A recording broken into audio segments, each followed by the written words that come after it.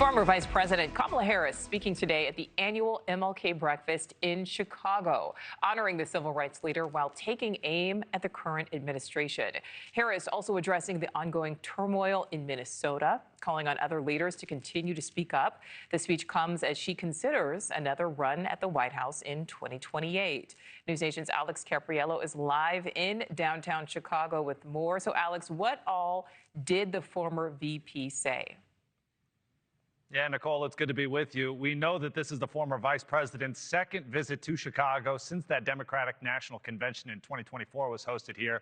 We know what happened after that. Shortly, just a few months later, she would lose the general election to President Trump. So this was a welcome back by the people here. This is 40 straight years that the city of Chicago has actually held this interfaith breakfast. It's something that they do every single MLK weekend. And as for the keynote address from Vice President Kamala Harris, we listened to her as she had channeled those famous civil rights messaging, saying that the American voters are sick and tired of the turmoil impacting the nation.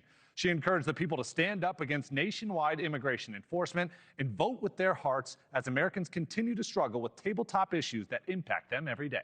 Take a listen. When the federal government rips people out of their car, out of their home, out of their church, when families are separated and a mother of 3 is shot and killed by an ICE agent in Minneapolis, when rising costs and stagnant wages force working families to choose between rent or medicine, between childcare or groceries, between dignity or survival, people are sick and tired of being sick and tired. We will continue the fight with determination, with resilience, and dare I say, with joy.